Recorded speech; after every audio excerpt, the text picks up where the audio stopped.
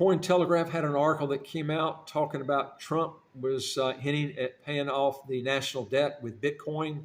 I'm going to go over this with you. And also, if you're looking at getting a second passport as quick as 4 to 8 months with the real estate option St. Kitts, we have sellers that are willing to take cryptocurrency. So, and the limit has been reduced from 400,000 to 325,000 on the real estate.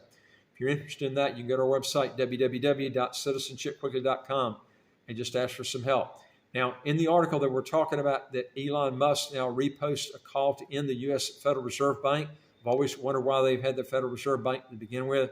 It's just aided in ballooning out the debt that the U.S. has got. Now, senators now call to abolish the Federal Reserve, which represents a growing sentiment among sound money advocates and Bitcoin maximalists.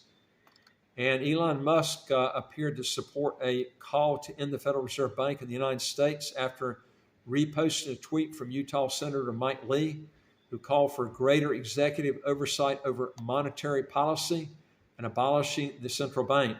Now, Lee argued that the Federal Reserve Chair Jerome Powell's recent assertion that he would not resign from his post, even if asked by incoming President Donald Trump, represented an out-of-control system. Lee wrote by way of his social media account stating that the executive branch should be under the direction of the president. That's how the Constitution was designed. The Federal Reserve is one of many examples of how we've deviated from the Constitution in that regard. Yet another reason why we should end the Fed. Now, Lee's call to abolish the Federal Reserve banking system represents a growing sentiment among sound money advocates and Bitcoin maximalists who argue that centrally managed fiat currencies are prone to monetary inflation and currency devaluation.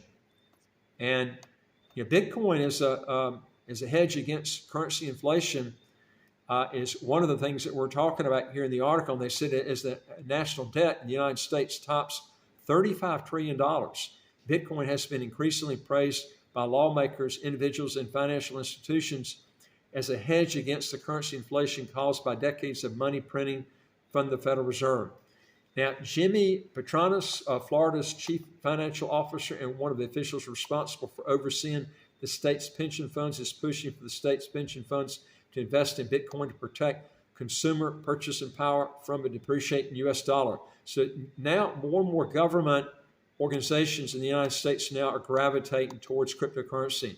Now, in July 2024, Wyoming Senator Cynthia Lummis introduced the Bitcoin Strategic Reserve Bill in the Senate.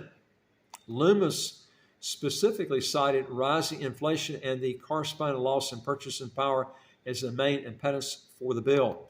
President-elect Donald Trump, who will assume office in January 2025, he also teased a strategic Bitcoin stockpile at the Bitcoin 2024 conference in Nashville, Tennessee.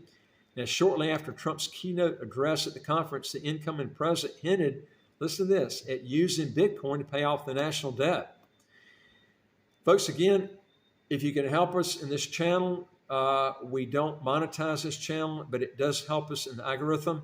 If you will give us a thumbs up if you like the video, and also don't forget to hit the subscribe button, the right of your screen right here. You'll get new videos automatically as they come out.